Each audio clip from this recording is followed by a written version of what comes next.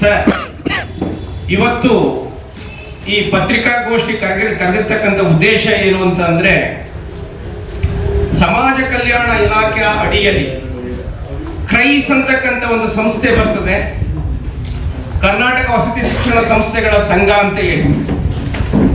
ಆ ಸಂಘದ ಅಡಿಯಲ್ಲಿ 845ಕ್ಕೂ ಹೆಚ್ಚು ಇವತ್ತು ಹೈಸ್ಕೂಲ್ಗಳು ಮತ್ತು ಕಾಲೇಜುಗಳು ಇವತ್ತು ಓಪನ್ ಆಗಿದೆ. ಆ ಒಂದು ಶಾಲೆಯಲ್ಲಿ ಸುಮಾರು 3,000ಕ್ಕೂ ಹೆಚ್ಚು ಹೊರಗುತ್ತಿಗೆ ನೌಕರರು ಕೆಲಸವನ್ನ ಹಿಂದಿನಿಂದಲೂ ಸಹ ನಿರ್ವಹಿಸ್ಕೊಂಡು ಬರ್ತಾವ್ರೆ. ಇದು ಇಲ್ಲಿ ನಾವು ಪ್ರೆಸ್ ಮೀಟ್ ಕರೆದಿರ್ತಕ್ಕಂಥದ್ದು SC ST ಗಳಿಗೆ ಮಾತ್ರ ಅಲ್ಲ, ಇಲ್ಲಿ ಕರೆದಿರ್ತಕ್ಕಂಥದ್ದು ಕ್ರೈಸ್ ಅಡಿಯಲ್ಲಿ ಕೆಲಸ ಮಾಡತಕ್ಕಂಥ ಎಲ್ಲಾ ವರ್ಗದ ಹೊರ ಸಂಪನ್ಮೂಲ ಶಿಕ್ಷಕರಿಗೆ ಇವತ್ತು ಸೇವಾ ಕೃಪಾಂಕವನ್ನ ವಿಸ್ತರಣೆ ಮಾಡಬೇಕು ಅಂತಕ್ಕಂಥ ಉದ್ದೇಶವನ್ನ ಇಟ್ಕೊಂಡು ಸರ್ಕಾರವನ್ನು ಆಗ್ರಹಿಸಿ ಇವತ್ತು ಈ ಪ್ರೆಸ್ ಮೀಟ್ ಅನ್ನು ನಾವು ಕರೀತಿದ್ದೀವಿ. ಈ ಸಂಘ ಓಪನ್ ಆದ ತಕ್ಷಣ ಈ ಸಂಘದ ಅಡಿಯಲ್ಲಿ ಬರ್ತಕ್ಕಂಥ ಶಾಲೆಗಳಲ್ಲಿ ಕೆಲಸ ಮಾಡೋದಕ್ಕೋಸ್ಕರ ಇವರಿಗೆ ಹೊರ ಸಂಪನ್ಮೂಲ ಶಿಕ್ಷಕರೇ ಬೇಕಾಗಿದ್ರು. ಹೊರ ಸಂಪನ್ಮೂಲ ಶಿಕ್ಷಕರು ಇವತ್ತು ಆ ಶಾಲೆಗಳನ್ನ ಕಟ್ಟಿ ಬೆಳೆಸಿ 99%ಕ್ಕಿಂತ ಹೆಚ್ಚು ಫಲಿತಾಂಶಗಳನ್ನ ಪ್ರತಿ ವಿಷಯದಲ್ಲೂ ಸಹ ಕೊಟ್ಕೊಂಡು 21 ವರ್ಷಗಳಿಂದಲೂ ಸಹ ಇವತ್ತು ಕೆಲಸವನ್ನ ಮಾಡಿಕೊಂಡು ಅವರು ಬರ್ತಾವ್ರೆ. ಈ ಕ್ರೈಸ್ ಅಡಿಯಲ್ಲಿ ಕೆಲಸ ಮಾಡತಕ್ಕಂತ ಶಿಕ್ಷಕರನ್ನ, ಹೊರಗುತ್ತಿಗೆಯಲ್ಲಿ ಕೆಲಸ ಮಾಡತಕ್ಕಂತ ಶಿಕ್ಷಕರನ್ನ ಈಗಾಗಲೇ ಸರ್ಕಾರ ಪರ್ಮನೆಂಟ್ ಮಾಡಿದೆ. ಅದಕ್ಕೆ ಸಂಬಂಧಪಟ್ಟಂತೆ ಮೊದಲು ಕ್ರೈಸ್ ಅಡಿಯಲ್ಲಿ ಗುತ್ತಿಗೆ ಆಧಾರದ ಮೇಲೆ ಸುಮಾರು 3,000ಕ್ಕೂ ಹೆಚ್ಚು ಶಿಕ್ಷಕರು ಕೆಲಸ ಮಾಡ್ತಿದ್ರು. ಆ ಶಿಕ್ಷಕರ ಎಲ್ಲರನ್ನ ಸಮಾಜ ಕಲ್ಯಾಣ ಇಲಾಖೆಯಲ್ಲಿ ಅಡಿಯಲ್ಲಿ ಬರ್ತಕ್ಕಂಥ ಕ್ರೈಸ್ ಸಂಸ್ಥೆ ಪರ್ಮನೆಂಟ್ ಮಾಡಿತು. ಆ ಸಂದರ್ಭದಲ್ಲಿ ಹೊರಗುತ್ತಿಗೆಯಲ್ಲಿ ಕೆಲಸ ಮಾಡ್ತಕ್ಕಂಥ ಶಿಕ್ಷಕರುಗಳು ಅವರನ್ನ ನೇಮಕ ಮಾಡಿರೋರು ಯಾರು ಅಂದ್ರೆ DC ಅಂಡರ್ ನಲ್ಲಿ ಬರ್ತಕ್ಕಂಥ ಕಮಿಟಿ, DC ಮತ್ತು ಅವರ ಕೆಳ ಹಂತದಲ್ಲಿ ಬರ್ತಕ್ಕಂಥ ಸಮಿತಿಯಿಂದ ಹೊರ ಸಂಪನ್ಮೂಲ ಶಿಕ್ಷಕರನ್ನ ಅವರು 2006-07ರಿಂದ ನೇಮಕ ಮಾಡ್ಕೊಂಡಿದ್ದಾರೆ.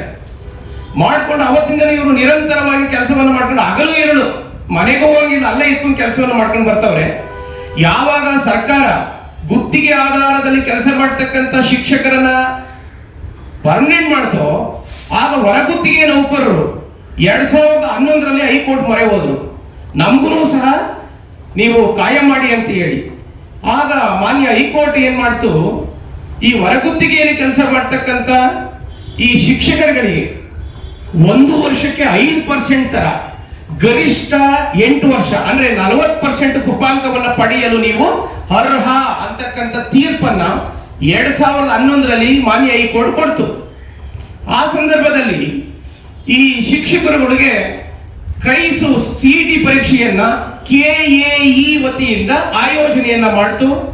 ಆ ಸಂದರ್ಭದಲ್ಲಿ ಒಂದಷ್ಟು ಹೊರ ಸಂಪನ್ಮೂಲ ಶಿಕ್ಷಕರು ಪರೀಕ್ಷೆಯನ್ನ ಬರೆದ್ರು, ಪೂರ್ಣ ಪ್ರಮಾಣದ ಸೇವಾ ಕೃಪಾಂಕವನ್ನ ಪಡೆದ್ರು. ಹೆಂಗೆ ಅಂದ್ರೆ ಯಾರು 8 ವರ್ಷ ಆಗಿತ್ತೋ ಅವನು 40 ಅಂಕ ಸಿಕ್ಬಿಡ್ತು, ಅವನು ಸೆಲೆಕ್ಷನ್ ಆದ. ಇಲ್ಲಿ ಇವತ್ತು ನಾವು ಪತ್ರಿಕಾಗೋಷ್ಠಿ ಕರೆದಿದ್ದೀವಲ್ಲ, ಈ ಎಲ್ಲ ಟೀಚರು 219 ಜನ ಇವತ್ತು ಟೀಚರ್ ಯಾರು ಪರ್ಮನೆಂಟ್ ಆಗಿ ಉಳ್ಕೊಂಡಿದ್ದಾರೆ ಎಲ್ಲಾ ವರ್ಗದವರು, ಅವರುಗಳಿಗೆ ಆ ಸಂದರ್ಭದಲ್ಲಿ ಕೆಲವರಿಗೆ 4 ವರ್ಷ ಆಗಿತ್ತು, ಕೆಲವರಿಗೆ 1 ವರ್ಷ ಆಗಿತ್ತು, ಕೆಲವರಿಗೆ 2 ವರ್ಷ ಆಗಿತ್ತು.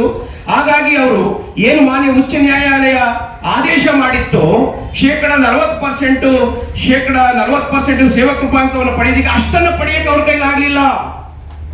ಆಗ ಇವರು CET ಪರೀಕ್ಷೆಯಲ್ಲಿ ಉತ್ತಮ ಅಂಕ ಗಳಿಸಿದ್ರು ಸಹ ಸೇವಾ ಕೃಪಾಂಕ 5%, 6% ಬಂದಾಗ ಇವರು ಸೆಲೆಕ್ಷನ್ ಆಗಲಿಲ್ಲ. ಮತ್ತೆ ಇವರು ನಮ್ಮನ್ನ ಪರ್ಮನೆಂಟ್ ಮಾಡಿ ಅಂತ ಹೇಳಿ ಸೇವಾ ಕೃಪಾಂಕವನ್ನ 2013ವರೆಗೆ ವಿಸ್ತರಣೆ ಮಾಡಬೇಕು ಅಂತ ಹೇಳಿ ಸರ್ಕಾರಕ್ಕೆ ಹಲವಾರು ಬಾರಿ ಮನವಿಯನ್ನ ಮಾಡಿದ್ರು ಸಹ ಸರ್ಕಾರ ಯಾವುದೇ ಕ್ರಮ ಕೈಗೊಂಡಿಲ್ಲ. ಇವತ್ತು ಅವ್ರಿಗೀಗಾಗಲೇ ಗರಿಷ್ಠ ವಯೋಮಿತಿ ಮೀರಿದೆ. 21 ವರ್ಷಗಳ ಕಾಲದಿಂದ ನಿರಂತರವಾಗಿ ಹಗಲು ಇರುಳು ಕೆಲಸ ಮಾಡ್ಕೊಂಡು ಬರ್ತಾವ್ರೆ. ನಾನು ಇಲ್ಲಿ ತಮಗೆ ಒಂದು ಸ್ಟ್ಯಾಟಿಸ್ಟಿಕ್ಸ್ ಅನ್ನ ಕೊಡ್ತೀನಿ ಸರ್.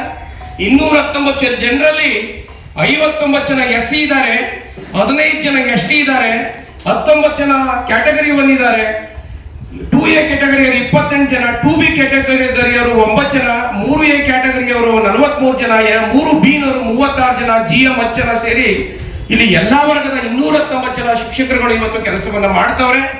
ಸರ್ಕಾರಕ್ಕೆ ಎಷ್ಟೇ ಮನವಿ ಮಾಡಿದ್ರು ಇವ್ರಿಗೆ ಕೊಡ್ತಕ್ಕಂಥ ಸಂಬಳ 12,000 ರೂಪಾಯಿ. ದೂರದೇಶ ಈ ಸರ್ಕಾರದಲ್ಲಿ ಇದೆ ಅಂತ ನಮ್ಗೆ ಆಶ್ಚರ್ಯ ಆಗ್ತಾ ಇದೆ. ಇವಾಗ 2007ರಲ್ಲಿ ಕ್ರೈಸ್ ಓಪನ್ ಆಗುತ್ತೆ, 2004 ಅಂತ ಇಲ್ಲಿಂದ ತಗೊಂಡು ಒಳಗುತ್ತಿಗೆಯವ್ರನ್ನ ಕಾಯಂ ಮಾಡ್ತಾರೆ. ಈಗಿರುವಂತ 219 ಜನ ಎಲ್ಲ ಏಜ್ ಬಾರ್ ಆಗೋಗ್ತಿದ್ದಾರೆ. ಇವಾಗ ನಮ್ಮ ಮೇಡಮ್ ಇಲ್ಲಿ ಕೂತಿದ್ದಾರೆ, ನನಗೆ ಕೇಳ್ತಾ ಇದ್ದೆ ಎಷ್ಟು ಮೇಡಮ್ ನಿಮ್ಮ ವಯಸ್ಸು ಅಂತ, 49 ವರ್ಷ ಅಂತ. ಇವರು SLC ಪಾರ್ಟಿಗಳಲ್ಲ, PUC ಎಲ್ಲ ಜಸ್ಟ್ ಪಾಸ್ ಗಿರಾಕಿಗಳಲ್ಲ. ಇಲ್ಲಿರುವಂತ 219 ಜನರು ಕೂಡ MA ಮಾಡಿದವರು, ಮಾಸ್ಟರ್ ಡಿಗ್ರಿ ಮಾಡಿದವರು, ಡಿಗ್ರಿ ಹೋಲ್ಡರ್ಸ್, ಕ್ವಾಲಿಫೈಡ್. ಇವರೆಲ್ಲ ಕ್ವಾಲಿಫೈಡ್ ಇರೋದಕ್ಕೇನೆ ಖಾಸಗಿ ಶಾಲೆಗಿಂತ ಇವತ್ತು ಈ ಕ್ರೈಸ್ಟ್ ಶಾಲೆಯಲ್ಲಿ ಹೆಚ್ಚು ಉನ್ನತ ಅಂಕಗಳನ್ನು ಗಳಿಸ್ತಿದ್ದಾರೆ. ಮೊನ್ನೆ ಮುಖ್ಯಮಂತ್ರಿಗಳೇ ಬಾಗಲಕೋಟೆಯಲ್ಲಿ ಹೋಗ್ಬಿಟ್ಟು ಒಂದು ಹೆಣ್ಮಗಳಿಗೆ ಸನ್ಮಾನ ಮಾಡಿದ್ರು. ಬಾಗಲಕೋಟೆ ಯಾವ್ದೋ ತಾಲೂಕದು ಬಾರಿ, ಅದು ವಸತಿ ಶಿಕ್ಷಣದ ವಿದ್ಯಾರ್ಥಿ. ಆ ವಿದ್ಯಾರ್ಥಿ ರಾಜ್ಯದಲ್ಲಿ ಎಲ್ಲಾ ಖಾಸಗಿ ಶಿಕ್ಷಣ ಸಂಸ್ಥೆಗಳನ್ನ ಮೀರಿ ಆ ಸಂಸ್ಥೆ ಮಗಳು ಅಷ್ಟು ಮಾರ್ಕ್ಸ್ ತೆಗಿತಾಳೆ ಅಂದ್ರೆ ಅಲ್ಲಿರುವ ನೌಕರ ಶಿಕ್ಷಕರುಗಳ ಶ್ರಮ ಎಷ್ಟಿದೆ ಅಂತ ಪ್ರಾಕ್ಟಿಕಲ್ ಯೋಚನೆ ಮಾಡ್ಬೇಕು. ಇವತ್ತೇನಾಗತ್ತೆ, ಇವರೆಲ್ಲರೂ ಏಜ್ ಬಾರ್ ಆಗೋಗ್ಬಿಟ್ಟಿದೆ. ಸಂಬಳ ಕೂಡ ಎಷ್ಟು, MA ಡಿಗ್ರಿ ಮಾಡಿ PhD ಮಾಡಿದವರು ಇದ್ದಾರೆ, ಬರೀ ಎಲ್ಲ ಸಮುದಾಯದವರು ಇದ್ದಾರೆ.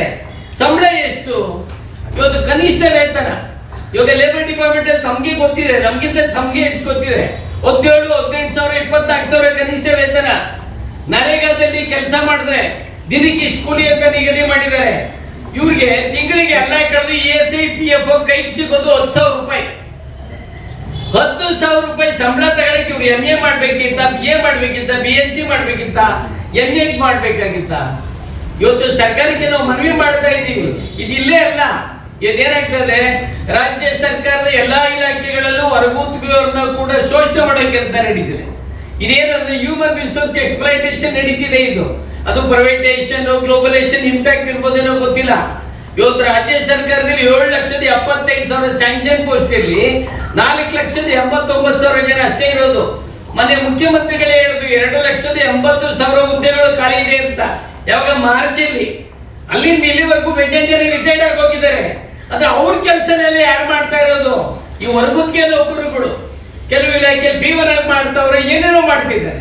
ಇಂಥ ಸಂಸ್ಥೆಗಳು ಇವತ್ತೇನು ಸರ್ಕಾರ ನಾವು ಆರೋಗ್ಯಕ್ಕೆ ಹೆಚ್ಚು ಒತ್ತನ್ನು ಕೊಡ್ತೀವಿ, ಶಿಕ್ಷಣಕ್ಕೆ ಎಷ್ಟು ಒತ್ತನ್ನು ಕೊಡ್ತೀವಿ, ಮೂಲಭೂತ ಸೌಕರ್ಯಕ್ಕೆ ಹೆಚ್ಚು ಒತ್ತನ್ನು ಕೊಡ್ತೀವಿ ಅಂತ ಸರ್ಕಾರ 290 ಜನರ ವಿಷಯದಲ್ಲಿ ಯಾಕೆ ಮೀನಮೇಷ ಎಣಿಸ್ತಾ ಇದೆ? ಹಿಂದೆ ಇವ್ರು ಹೇಳಿದಂಗೆ 2011ರಲ್ಲಿ ನಾಗಮೋಹನ್ ಸ್ವರದಲ್ಲಿ ಹೇಳಿದ್ದಾರೆ 5%, 10%, 15%, 20%, 40% ವರೆಗೂ ಕೊಡಿ, ಕೃಪಾಂಗ ಕೊಟ್ಟು ಅವ್ರನ್ನ ಕಾಯಂ ಮಾಡಿ ಅಂತ ಹೇಳಿದ್ದಾರೆ. ಇವ್ರು ಏನಾಗತ್ತೆ, ಇಷ್ಟೊಂದೆಲ್ಲ ಓದ್ಬಿಟ್ಟು ಏನೋ ಸುಮ್ಮನೆ ಇನ್ಸಲ್ಟ್ ಮಾಡ್ಕೊಂಡು ಊರಿಗೆ ಹೋದಂಗೆ.